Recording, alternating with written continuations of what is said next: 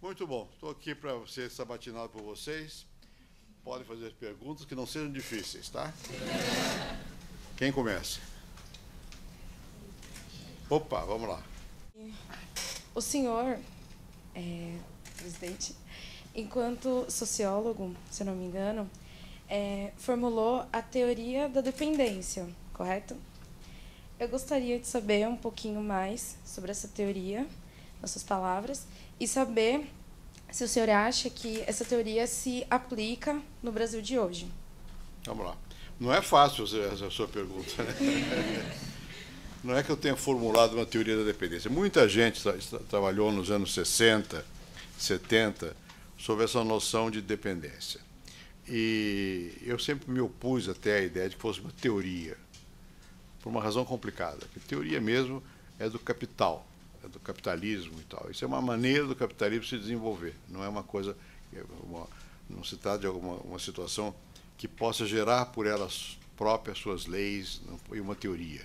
Ela é uma situação que aconteceu depois que houve a expansão do capitalismo industrial para os países da periferia do sistema capitalista. Qual é a diferença entre uma situação de dependência e uma situação colonial? Que era o que existia antes. Aqui na colônia, a colônia, era, por definição, ela não tem autonomia, ela é subordinada a. Então, quando a Europa se expandiu para a África e colonizou a África, ela, lá não tinha uma dominação direta política. Os países da América Latina e alguns outros países da Ásia foi diferente. Eles foram colônias no passado. No caso do Brasil, foi até o começo do século XIX. De lá para cá, era um país independente. Então, isso, pouco a pouco, constitui uma situação diferente da situação colonial. Por quê? Porque tendo um governo, tendo um Estado, e dependendo da forma de organizar a produção nesses países, eles têm mais graus de manobra do que uma colônia. E, por outro lado, que nesses estudos que eu fiz, que eu queria mostrar naquela época, era, além disso, quer dizer, olha, não pode confundir colonialismo com dependência. Dependência é uma situação distinta da situação de colonialismo. Segundo, não se pode pensar que todos os países são dependentes da mesma maneira. Há países que são dependentes porque eles não foram capazes, por que não? E ainda por cima não foram capazes de gerar por eles próprios uma economia com propriedade local. Então, são países que têm, por exemplo, uma grande empresa estrangeira que explora o estanho ou o cobre. Bom, há outros países que, a partir do desenvolvimento da agricultura, ou criaram economias de exportação, ou alguns deles, mais tarde, também conseguiram se industrializar, como é o caso do Brasil, da Argentina e tal. Então, não é a mesma coisa você falar, são todos dependentes, depende da forma de dependência. Então, esse estudo que eu fiz foi para mostrar, primeiro, não confundir colonialismo com imperialismo. Segundo, não pensa que tudo é igual. E cada um desses países tem um desenvolvimento diferente, dependendo do tipo, se conseguiu criar uma base própria, se conseguiu uma economia agrícola ou se conseguiu uma economia industrial, eles têm caminhos diferentes e criam classes sociais diferentes. No caso dos países que se industrializaram, cria uma classe trabalhadora, um proletariado. Nos países que são economias que eu chamei de enclave, quer dizer, que o capital estrangeiro vem e explora uma mercadoria, tem também um proletariado. Só que esse proletariado está circunscrito àquela região e ele não participa do conjunto da sociedade, ele está ali no enclave. Então você cria enfim, por aí vai, tem uma opção de diferenças que foram estabelecidas aí. Eu estava dialogando nessa época, isso você perguntou, coisa complicada, com duas teorias diferentes. Uma que era da Comissão Econômica para a América Latina, que é um órgão da ONU, no qual eu trabalhava, cujo chefe era um chamado Raul Prebisch, e junto com economistas como Celso Furtado, tinham desenvolvido uma teoria de dizer que o mundo tem o centro capitalista e a periferia. Eu digo, é verdade, só que essa periferia que é dependente não é igual, ela não é homogênea. Temos que diferenciar essa periferia. E tem que entrar os fatores políticos, se tem governo, não tem governo. Então você tem caminhos possíveis diferentes para esses países. Então mais tarde eu escrevi um outro trabalho chamado Desenvolvimento Capitalista Dependente Associado. Por quê? Porque começou a haver investimento estrangeiro nesse país, caso do Brasil, caso do México, né? E isso já gerou uma dinâmica diferente. Então, você tem a possibilidade de avançar. Bom, a sua pergunta, isso vale hoje? vale em outros termos, que hoje você tem um outro tipo, o capitalismo de lá para cá, faz 50 anos que eu escrevi isso, 40 anos, né? De lá para cá modificou-se bastante. O que aconteceu? Aconteceu a globalização. O que é a globalização? A globalização é aquilo que lá, quando eu escrevi nos anos 60 sobre isso, era o começo da industrialização no Brasil, na Argentina e tal. Isso se espalhou muito porque os meios de comunicação mudaram, os meios de transporte e, sobretudo, a internet. Foi possível descentralizar a produção. Então, hoje, os Estados Unidos não tem praticamente mais nada. A Inglaterra não tem mais indústria. Né? A indústria foi para a periferia. O controle, em grande parte, continua nesses países que eram ricos antigamente, continuam ricos. Por quê? Porque eles controlam o capital e a nova tecnologia. Mas são relações diferentes. Né? Então, você tem que... E como você teve a globalização, sobretudo a financeira, tudo passou a ser controlado por grandes conglomerados financeiros, o capitalismo mudou muito. Então, o tipo de relação é diferente. E permitiu, você vê a China. Ninguém podia imaginar, quando eu escrevi aquilo, que a China fosse ser o colosso que ela é hoje. Nem mesmo o Brasil, nem o México. Né? Então, você tem, nas ciências sociais, você tem sempre que acompanhar a evolução da história. Não é uma teoria fixa, não é como a lei da gravidade. Joga a maçã para cima e ela cai, em qualquer lugar do mundo que você esteja. Na vida, na história, na economia, no desenvolvimento dos países, não é assim. Isso vai mudando, as regras vão mudando.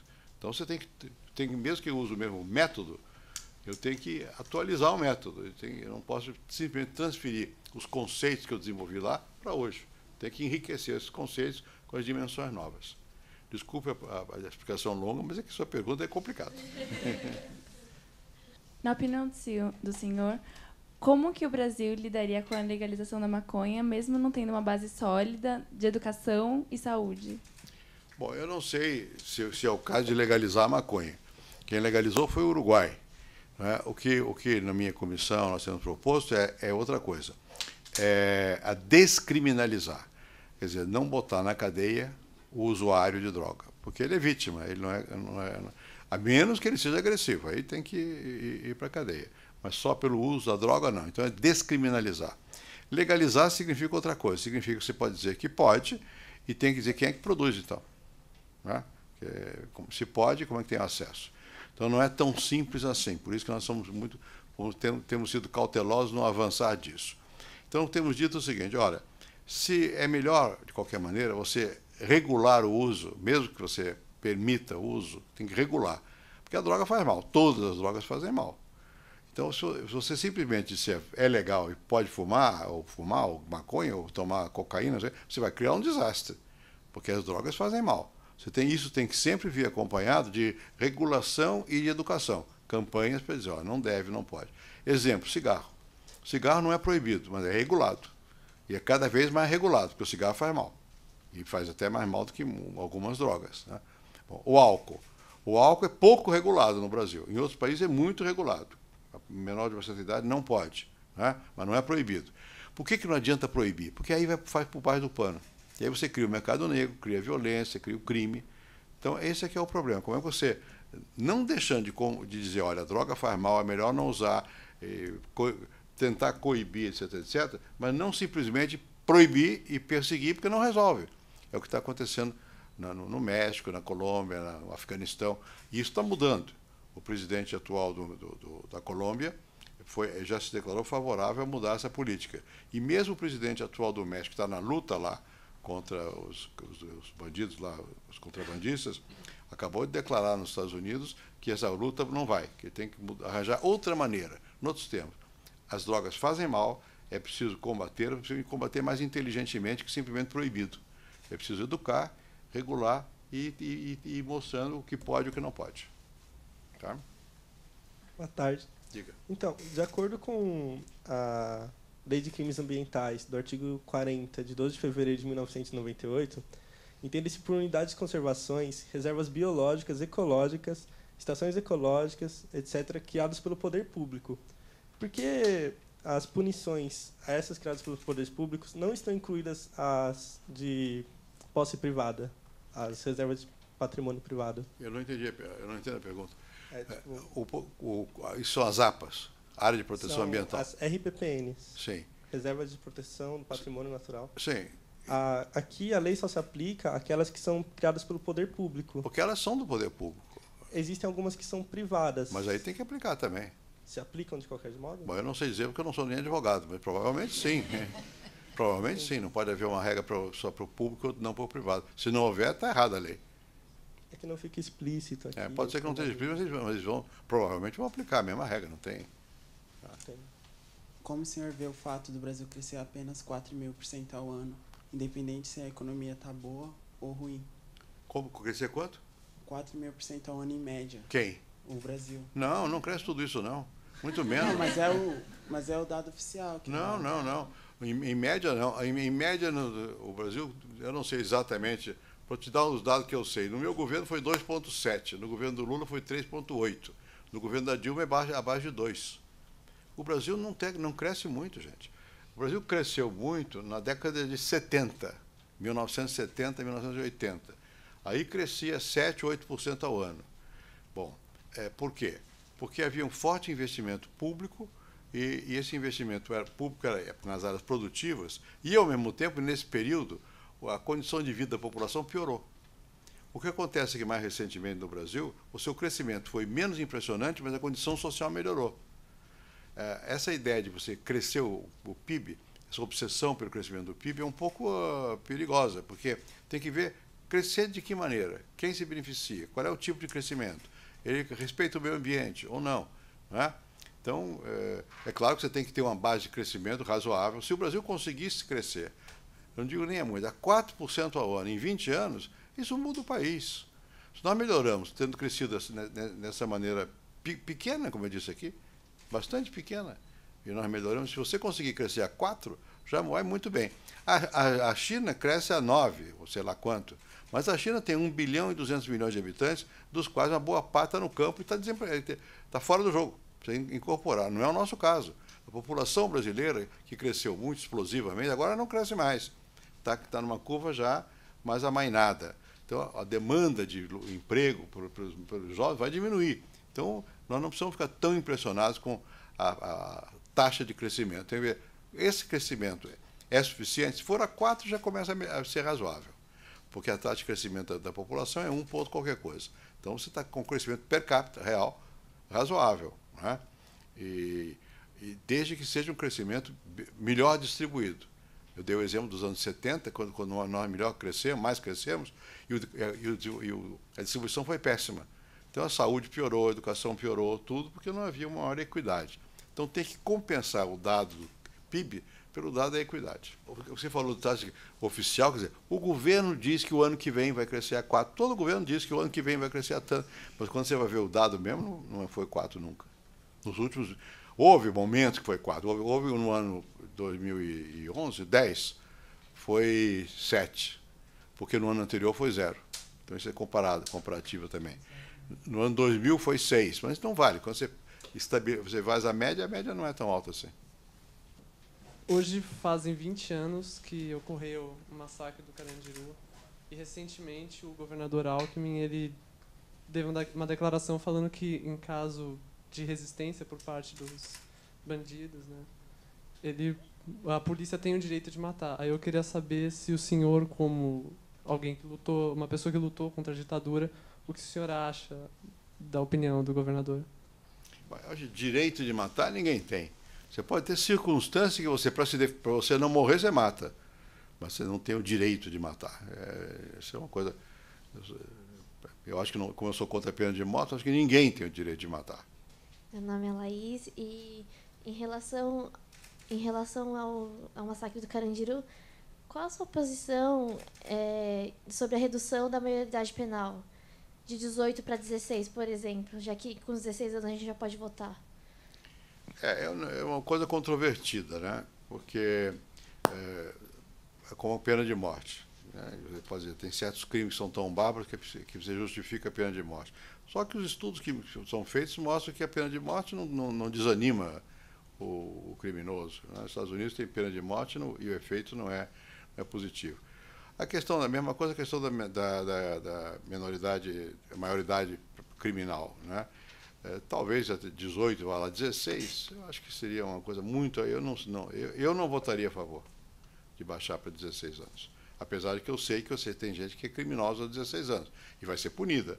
mas punida de uma maneira diferente da punição que se dá quando o é criminoso. Eu sei também, você basta ver nos depoimentos dos inquéritos policiais, o sujeito mata, eu sou de menor, como eles dizem, né?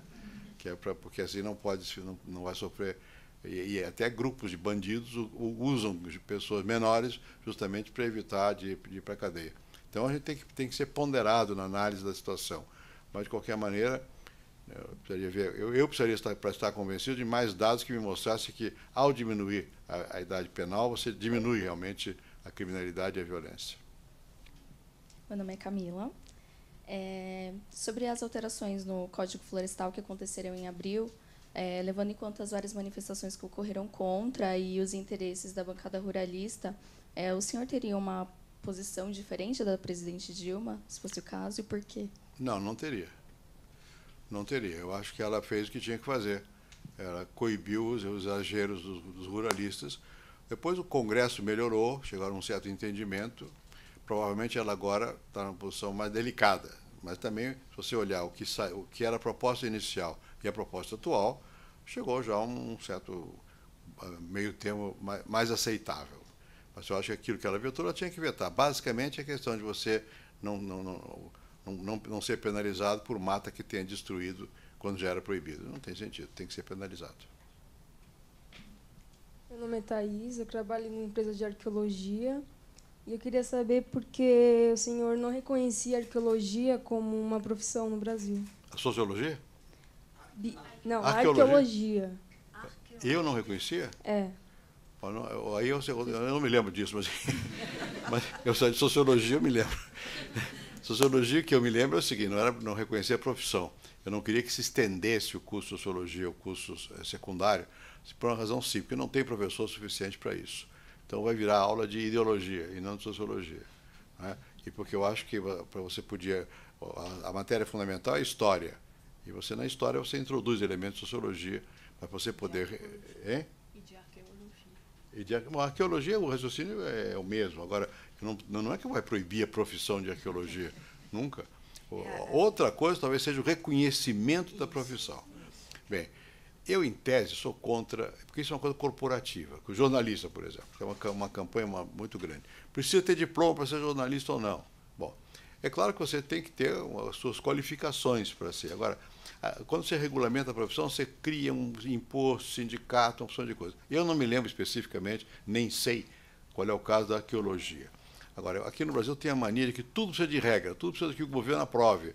E eu não acho que isso deva ser sempre assim. O jornalista, por exemplo, se o jornalista aceita uma pessoa que não tem um diploma de jornalista, mas sabe ler e escrever e escreve bem, eu não vejo razão para você porque não passou por aquela corporação de ter o diploma. A arqueologia é mais complicado, porque é difícil ter arqueólogo amador, mas deve ter também, né? E alguns devem ser competentes, né? Eu acho que a gente deve olhar sempre mais para o mérito do que para as qualificações formais, do que para o papel, o diploma, né? E a nossa mentalidade é primeiro o diploma. Depois de ter aquele diploma, não sabe nada e fica só com o título de doutor na cabeça. Não adianta muito. Meu nome é Camila e a minha pergunta é em relação às eleições que vão acontecer no domingo agora. Eu queria saber se o senhor acha uma boa estratégia do candidato Serra relacionar o PT, o Mensalão, e as alianças com alguns políticos como Paulo Maluf, se isso vai ajudar ele a ir pelo menos ao segundo turno. Eu não sei, eu não gosto de discutir a eleição, eu não estou... Aqui não é lugar político, né, para discutir a eleição. Eu não sei se... nessa hora, todos os candidatos e todos os partidos usam todos os argumentos porque ficam no desespero, né? Se isso dá certo ou não dá certo, vamos ver depois, né? O Mensalão é um fato público.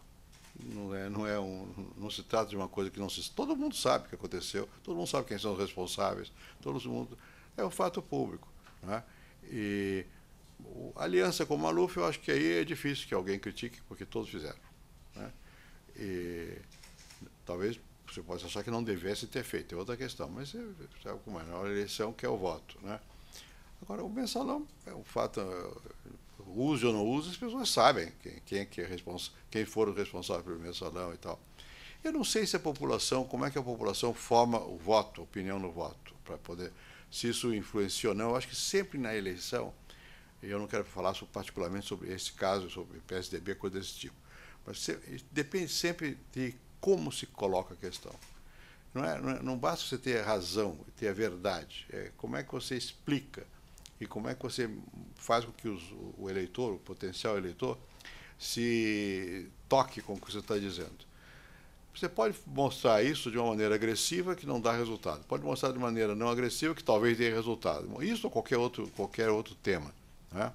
E porque, queiramos ou não, uma eleição de massa, como é a nossa aqui, a decisão não é quem é o mais capaz, nem quem é o mais razoável. Há muito de emocional nisso aí também, muito de sensibilidade.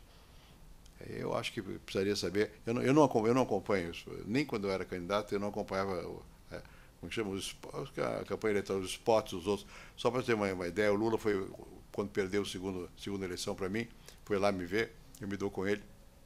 E ele falou qualquer coisa, eu digo, Lula, não perca seu tempo. Eu nunca vi você falar, porque eu não quero ver você falar mal de mim. Então eu não vejo. Então agora, se eu não quero ver nem dos meus, quanto mais dos esses, eu não vejo. Não estou dizendo que não devam ver. Né? Eu acho que, me parece, vou dizer uma coisa que é palpite, eu acho que o programa eleitoral, tal como ele é hoje, que é tão estabelecido como vai ser, tem cada vez menos influência sobre o voto. Se não fosse assim, o atual que está na frente de São Paulo, que tem um tempinho pequeno de televisão, não estaria na frente. Né? Eu não sei bem como é que se forma o voto hoje, mas eu tenho dúvida de que a campanha, tal como ela é feita hoje, com marqueteiros, que transformam tudo em sabonete e faz a propaganda, eu não sei se isso ainda tem tanta eficiência ou se a opinião se forma mais informalmente, pela mídia social, pela conversa, não sei. Meu nome é Gabriela. Levando em consideração a falta de informação e intolerância para assistir à programação do horário político na televisão, o senhor acha que jovens com 18 anos de idade estão aptos a exercerem seus direitos como cidadãos votando conscientemente nas eleições? Mas nem os velhos.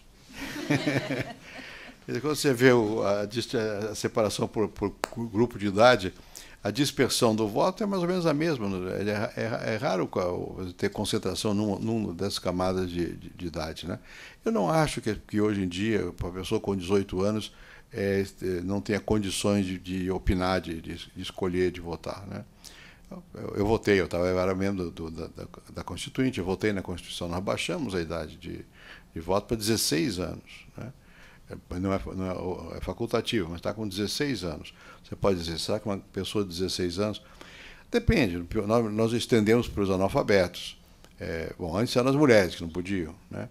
E, na verdade, como a eleição toca todo mundo, você bem ou mal, a decisão vai afetar a vida de todos, é razoável que todos votem, todos decidam. O grau de capacidade que a pessoa tem de escolher bem ou mal, primeiro, o bem ou mal depende de cada um, depende dos valores que você tem. Uns acham que o bom, outros que é mal, não é uma coisa estabelecida. Né? Tem uma pluralidade. Mas a capacidade, dentro dessa pluralidade, das pessoas votarem, depende muito mais dos políticos do que das pessoas. Né? Eu estou dizendo aqui, eu acho que seja errado, que esse sistema que se esgotou, esse marketismo que está dominando, as pessoas já sabem o que vai ser a resposta, como é que é. Então, acredito eu que se está havendo falha, não é das pessoas que não têm informação, é a incapacidade da elite política de transmitir alguma coisa, de passar alguma mensagem que toque. Isso não é... Quando ela tem essa capacidade, as pessoas se tocam e reagem. Aí é jovem, é velho, todo mundo se toca. Eu não teria tanto medo do voto jovem, não.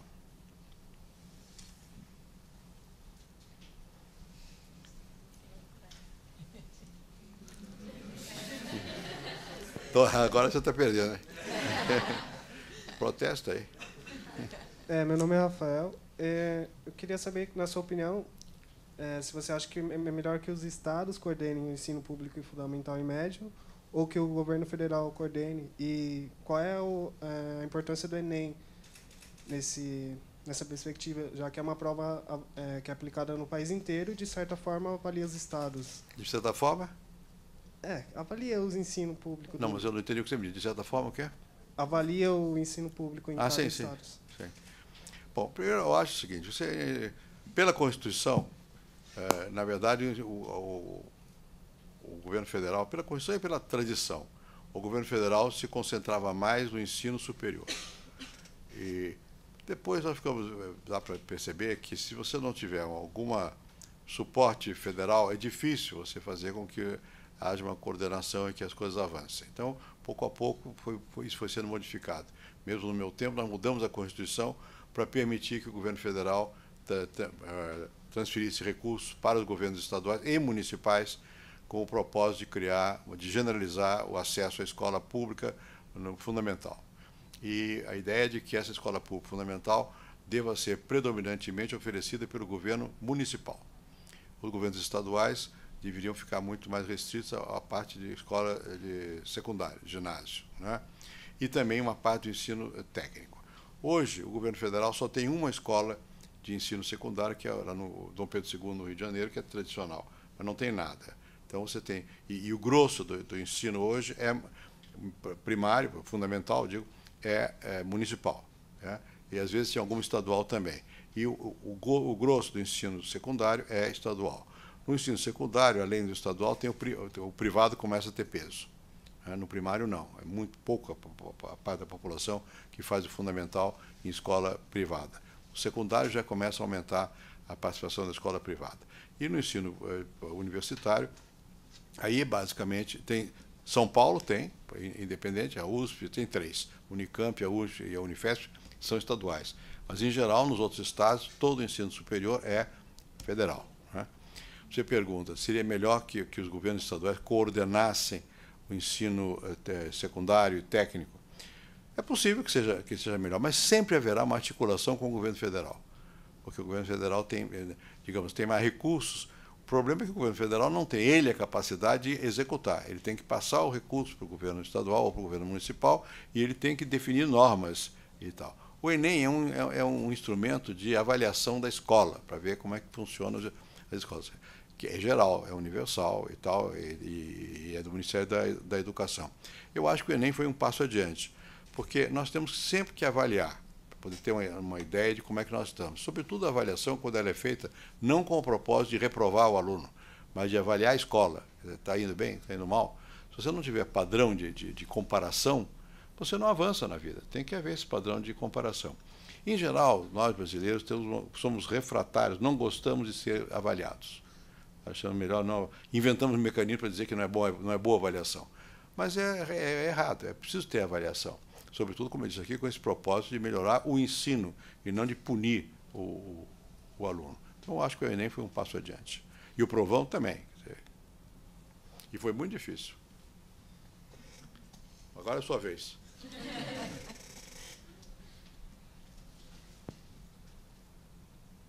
Eu tenho uma pergunta sobre a Copa. Copa? Isso. Na sua experiência como... Você é o que é? De que clube você é? Eu sou meio corintiano. Então tá bom, pode fazer. Eu também sou, pode ir. Então, na sua experiência como presidente, quando você assumiu o cargo de presidente, o país estava meio problemado, assim, quebrado. Quebrado. Você acha que o Brasil tem estrutura para abrigar um evento como a Copa? E se, tipo... Vamos lá. Primeiro, o problema é de estrutura ainda não tem, porque está se vendo. Não tem os aeroportos, não tem hotel, não tem estádios suficientes e tal e coisa. A questão é saber se vale a pena fazer uma Copa, quer dizer, se o recurso que se joga na Copa é o melhor recurso para ser usado. Claro que a Copa tem um efeito de atração, chama a atenção do mundo para o país e pode gerar uma expectativa favorável e pode motivar o país também, né? Então você tem que fazer um balanceamento entre isso, que é positivo, e o custo que isso vai ter. Na medida em que você conseguir transformar a Copa em um evento privado, ou seja, que não seja o nosso dinheiro que vá para lá, é ótimo, porque são os clubes, quem vai ganhar dinheiro não é o governo, não é o povo, quem vai ganhar dinheiro são os que fazem do futebol um negócio. Então, na medida que você conseguir fazer com que essa gente arque com o custo, melhor. É difícil, veja aqui no Brasil. Vamos fazer aqui no nosso clube, lá, o Itaquerão, né? Bom, agora uma pressão enorme. Para quê? Para que o governo dê dinheiro, para que a prefeitura dê dinheiro. Aí já está errado, porque o que tem a população a ver com isso, né? Algum apoio vai lá. O Por outro lado, nós fizemos a Copa de uma maneira ambiciosa. Vamos fazer, eu não sei exatamente, 12 estados. Bom, aí você vai fazer muitos estádios. E depois, quem que vai usar isso aí? Né? Podíamos analisar o que aconteceu com as Copas em outros países, sobretudo com as Olimpíadas. Houve algumas que deram resultado positivo. De Barcelona, por exemplo, na Espanha. Mudou a cidade, mudou a vida da cidade, melhorou a cidade. Né? Então, ficou alguma coisa para lá. Na Grécia já foi um endividamento grande. Em parte está aí estourando a Grécia agora. Né? Então, o problema é como faz. Não é só, vamos fazer a Copa, tá bem, como é que nós vamos fazer? Nós precisamos fazer uma Copa botando dinheiro público em grande quantidade? Podemos fazer isso em menos locais, não em tantos? Enfim, é muito mais isso. Eu acho que ninguém pode dizer um país que não é bom fazer um evento que é um evento popular e que atrai a atenção do mundo. É bom. Né? Nós não estamos preparados. Nós não estamos, mas talvez possa ser um incentivo para que nós nos preparemos. Estamos atrasados, que a Copa é amanhã. Né? Estamos atrasados. Viu? Agora que estão pensando como é que vai fazer com o aeroporto e tal. Aí o que vai acontecer? Tudo vai sair mais caro. Que vai ser feito na última hora, vai ter que pagar extra, e aí vem tudo, incluindo corrupção no meio, vem tudo. Então, tá bom. A Olimpíada, que vai ser no Rio, já é uma coisa mais, digamos assim, razoável, porque vai ser daqui a mais tempo, é numa cidade só, que já tem uma base e que tem tempo para melhorar essa base. Enfim, eu acho isso. Tem que fazer, mas cuidado, não jogar muito dinheiro que não é apropriado para isso, e também sem muita basófia, quer dizer, tem que fazer. Aqui não adianta, quer dizer, nós somos o maior do mundo, não, tem que fazer os aeroportos. Se vocês tiverem experiência de descer em avião internacional no Brasil, vocês vão ver que nós não estamos nada preparados. Você leva 2, 3 horas para se desembaraçar do aeroporto. Como é que vai ser se é que vem uma afluência de gente grande? Vai ser complicado. Vamos ter que correr muito, e para correr muito vai custar muito caro. E aí quem é que vai pagar? Não são só os corintianos, não.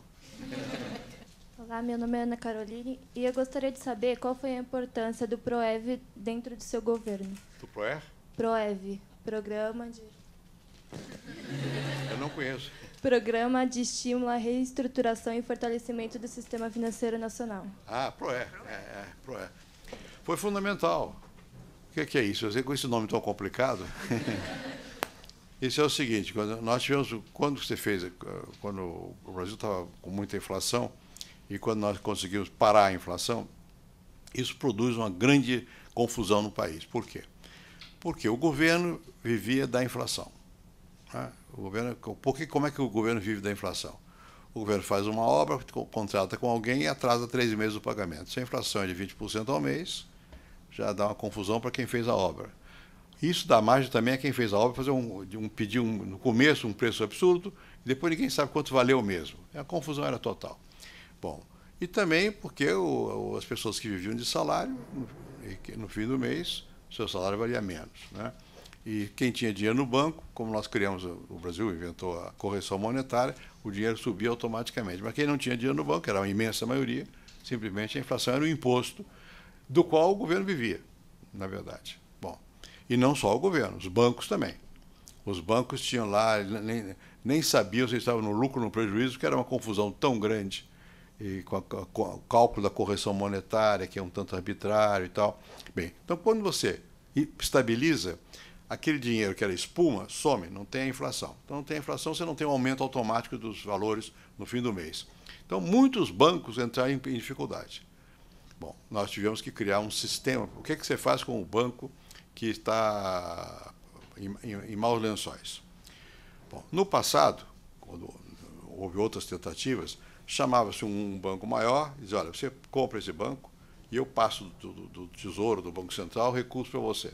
E fazia uma coisa marmelada. Bom, nós achamos que não era correto fazer isso. Vamos fazer o seguinte, se o banco está em maus lençóis, o banqueiro é responsável. Então, ele tem que sair do banco, tem que vender o banco pelo valor do banco de hoje. Ou seja, um banco que está meio quebrado. Vende para quem possa.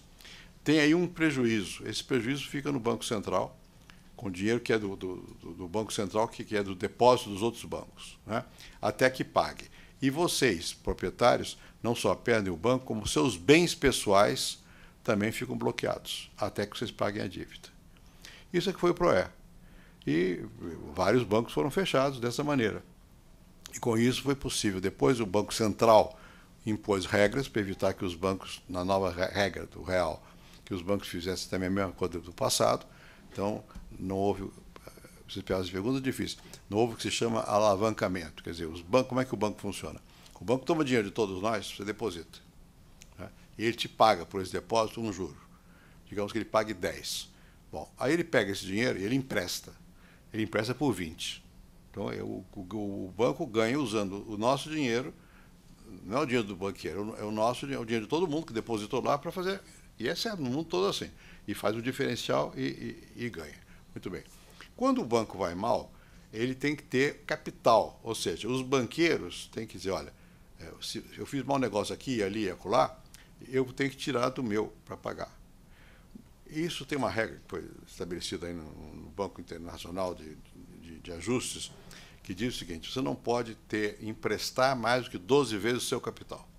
Então, se você tem um capital de 1 bilhão, você pode emprestar 12, tá? Não mais do que 12. Por quê? Porque se você empresta 12, a probabilidade de que alguns quebrem existe, mas não é tanto que seu 1 bilhão não resista a poder pagar. Nos Estados Unidos, eles emprestavam 40 vezes mais. Então, os bancos, quando deu a crise, não tinham como pagar. No Brasil, desde o PROER, nós seguimos a regra da Basileia. Os bancos não podem emprestar além de um certo número de vezes o seu capital. Então, nenhum banco de lá para cá quebrou mais. Ficaram mais estáveis, né? E os bancos que quebraram do passado, eles foram vendidos, a parte que podia funcionar, e a parte que não podia ficou presa no Banco Central, e o dinheiro dos banqueiros preso, até hoje está preso, de vários deles. E nós fechamos uns 20 ou 30 bancos. Foi o PROER e o PROES, que esse é para pegar os bancos públicos, que estavam na mesma situação, quebrados, falidos. Então, como é que você faz com isso?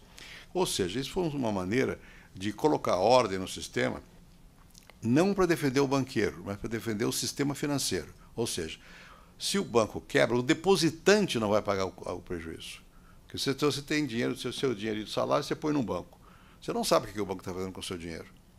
Você não é responsável pelo que ele está fazendo. Então, você tem que ter um mecanismo que não pode deixar que o banco simplesmente vá à falência, porque aí você vai perder seu dinheiro. Então, foi para isso que se fez o PROER, para salvar ao mesmo tempo o depositante, não dar um privilégio ao banqueiro que agiu mal e obrigar a botar regras para que os banqueiros que continuassem ativos pudessem funcionar dentro de certas regras. Isso deu estabilidade ao sistema financeiro brasileiro. Tá aí, todo mundo fala disso e tal. Foram esses dois mecanismos, PROER e PROES, que criaram as bases para um sistema financeiro mais sólido. Está difícil hoje aqui, daqui a pouco eu não passo no exame. Perguntas muito duras. Meu nome é Mayara e eu queria entender melhor sobre a inflação, porque é realmente difícil para a gente entender como foi. E por que houve tantas mudanças no nome da moeda daqui? E por que não deu certo? Aí chegou o Plano Real e deu certo. Bom, tem muitos tipos de inflação, né? Não vou entrar em detalhe, que é muito complicado. Bom, mas basicamente a inflação significa o seguinte: o dinheiro está perdendo o seu valor. Por quê? Porque quem emite o dinheiro, ou seja, o governo, está sem credibilidade para garantir que aquele valor vai ser honrado. Por que o governo está sem credibilidade? Porque o governo está muito endividado, ou coisas pelo estilo. Isso é um dos fatores da inflação. O outro é que você pode ter momentos em que a demanda, o consumo, cresça muito e a produção não cresça. Então, os preços começam a subir também. Em geral, se somam esses fatores e isso produz esse descontrole do valor da moeda. A moeda vai perdendo seu valor. Bom, o que faz a moeda perder o valor, eu disse aqui, de alguns elementos, são elementos que dependem de você reorganizar o modo como o governo funciona, ou como as empresas funcionam. Você tem que entrar nessa questão. Mas, além disso, você tem o que se chama memória inflacionária. Eles chamam de inércia inflacionária. Quando você está vivendo um momento de inflação, as pessoas todas esperam que no outro mês o preço suba. E ela sobe o preço. Você tem isso aqui, essa água mineral da minha fonte lá, vai valer mais todo mês, você vai aumentando o preço. O trabalhador quer mais salário também, e aí vai o sindicato, pede mais salário. O empresário não tem por que não dar um aumento de salário, porque depois ele passa para o preço. E isso cria uma espiral que um vai acelerando a subida de preços do outro. Bom, isso você tem um mecanismo quase que automático, as pessoas já sabem que vai aumentar, então aumentam. Então, quando nós lidamos com a questão da inflação, nós tivemos que lidar com essas duas questões. É essa inércia que as pessoas pensam que vai repetir sempre a inflação. Tem que quebrar isso. Por isso que nós criamos uma nova moeda. Para dizer, olha, e no caso, eu não vou entrar em detalhes, vocês viram lá em cima, provavelmente, ou lá embaixo. O RV, a Unidade Real de Valor, que é uma moeda fictícia, para dizer, olha, você pode imaginar a sua vida como uma moeda estável, não precisa ser sempre inestável. Né? Você pode imaginar, você não leva a isso.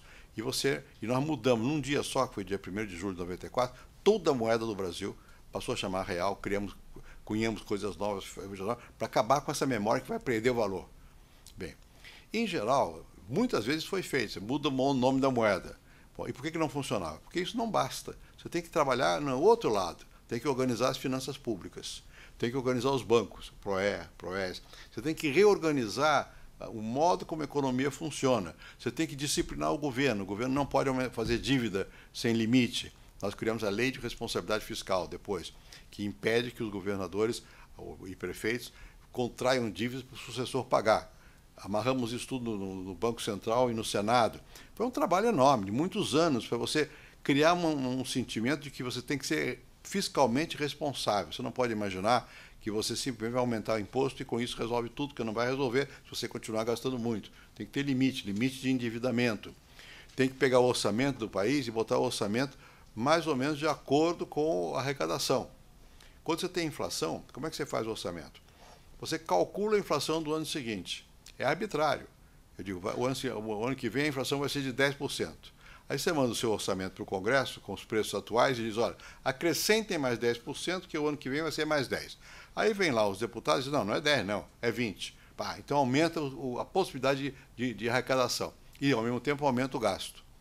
Só que a arrecadação não tem inflação tão alta, não vem o tributo, não vem a arrecadação, mas vem o gasto. Então você toma mais empréstimo. Tem que acabar com isso.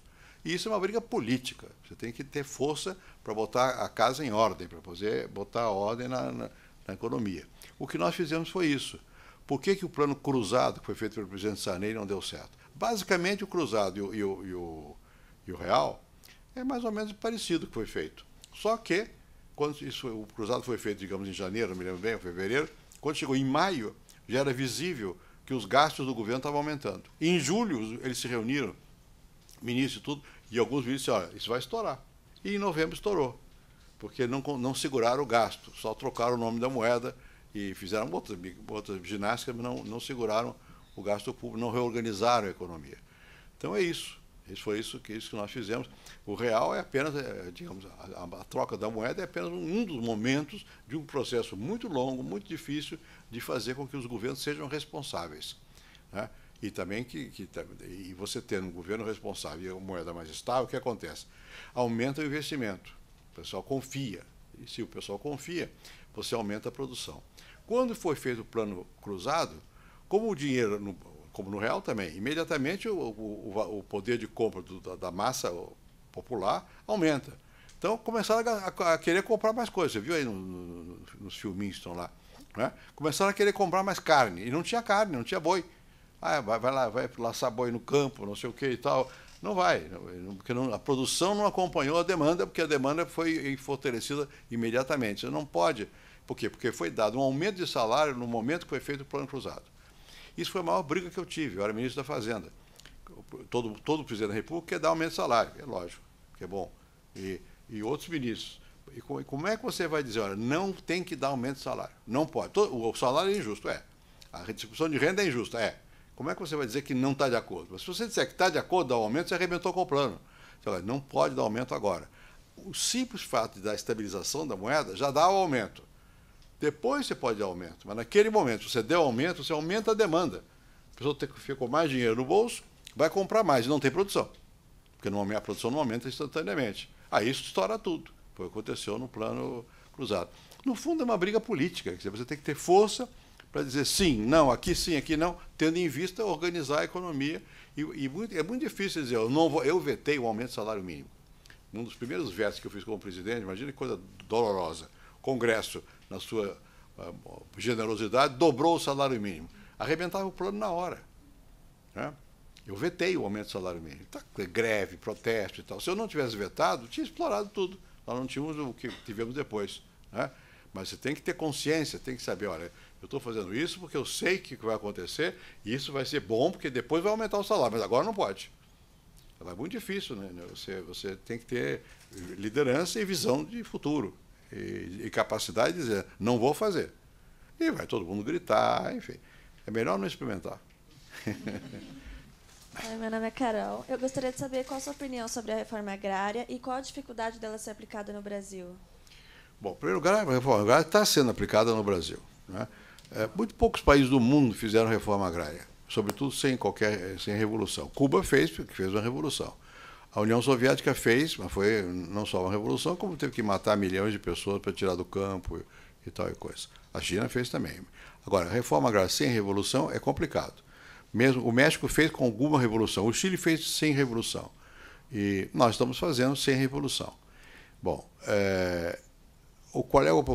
eu acho que era necessário fazer reforma agrária.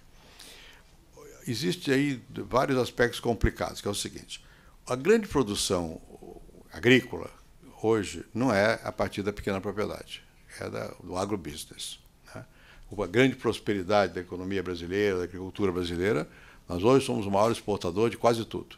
Primeiro, segundo, terceiro, em quase tudo. Isso veio do agrobusiness. Então, você tem que não imaginar que, ao fazer a reforma agrária, você está resolvendo esses problemas. Não está. Você está resolvendo outros problemas. Quais? O da pobreza, pessoas que precisam de ter lugar para trabalhar. O de agricultura familiar de subsistência, que sempre, do ponto de vista do mercado, tem sua importância. E o da igualdade. Né? Bom, sempre houve ideia no Brasil de fazer reforma agrária. Se for ler o José Bonifácio de Andrade e Silva, no século XVIII ele já escreveu sobre isso. Bom, no XIX também.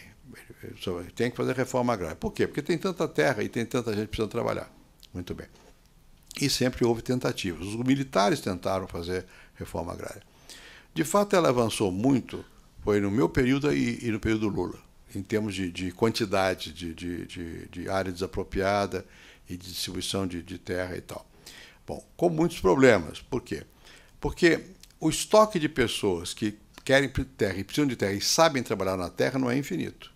Se você for olhar no Brasil, propriamente quem tem a mentalidade que na Europa chamam de camponês são os agricultores do Sul, que são descendentes de poloneses, italianos, de alemães, que vêm de uma tradição de países que têm pequena agricultura. No Norte e no Nordeste nunca houve assim, porque lá tinha um grande latifúndio com escravo. Não tem um proprietário, pequeno proprietário. O grosso do pessoal que se moveu pela reforma agrária são filhos e netos de pequenos proprietários que perderam a terra porque foi dividida. Né? Então, esses sabem trabalhar na terra. Se você olhar o que está acontecendo no Brasil, é um deslocamento brutal de agricultores do Sul para o centro-oeste do Brasil, norte do Brasil. Fizeram toda essa expansão porque tem uma cultura de trabalhar na terra. Bom, eu vou lhe dizer uma coisa que eu não tenho certeza porque eu não tenho os dados. Provavelmente aqueles que são aptos a trabalhar na terra e que vêm dessa cultura já têm terra. Porque houve muita distribuição de terra. Claro que ainda tem problemas, no Nordeste especialmente. Ainda tem que dar áreas que você tem que concentrar e atender. Segundo, a reforma agrária não é só dar a terra, é muito mais complicado. Você tem que dar o crédito, você tem que dar a instrução, enfim, tem que dar a casa. É um processo caro. Nunca ninguém avaliou quanto custa, quanto está custando a reforma agrária e nem fez uma espécie de comparação qual é o benefício e quanto custa. Eu não sei, é caro. Possivelmente, se você desse bolsa, era mais barato do que fazer, mas não vale, porque a reforma te dá terra, dá dignidade e dá trabalho. Eu não sei, mas porque eu não sei mesmo, porque não há pesquisa sobre isso. O MST entrou muito violentamente aí, ninguém toca nesse tema que fica tabu. Eu não sei realmente qual é o estoque de pessoas às quais você dando terra, elas vão trabalhar na terra. Né? Eu acho que está diminuindo esse estoque, por mil razões, inclusive pela urbanização, pelo fato que as pessoas já não querem melhorar na vida ou não têm interesse mais na terra e tal e coisa. E isso não quer dizer que não se deva consolidar o que já foi feito, que eu acho que deve, e continuar a fazer com mais critério. Mais critério. É muito complicado isso aí. Muita terra foi desapropriada porque o próprio proprietário, como não tem outro mercado, vendeu. Forçou, fez acordo para que ocupe a terra para o governo ter que pagar. É terra que não serve, né? Não adianta você dar uma terra lá longe que não tem sentido. Então, em outros termos, eu acho que nós estamos fazendo uma reforma agrária, um dos poucos países que conseguiu fazer alguma coisa de reforma agrária. Precisa avaliar. Quando eu digo precisa, porque eu não sei também, eu sei que não tem avaliação, porque eu tenho tentado olhar e falado com as pessoas que mexem no assunto, né? E é preciso continuar, mas com mais critério. É preciso olhar bem onde fazer, o que fazer e quem é a pessoa que vai para a terra. Se realmente tem capacidade e vocação para trabalhar na terra, ou se são somente pobres que querem um pedaço de terra. É justo que queiram, mas o que eles vão fazer com a terra? Vão vender depois, porque e estão vendendo. Né? Tem que impedir que vendam. No México houve um processo terrível que fizeram no México. Depois houve uma recomposição de novo da propriedade agrícola, porque o pessoal foi vendendo, porque a terra valoriza, aí você vende a terra, não vai ficar lá na terra. Então é isso. Mas isso eu não digo para desanimar. Todos esses processos são difíceis. A inflação era muito difícil também, a reforma agrária é muito difícil também.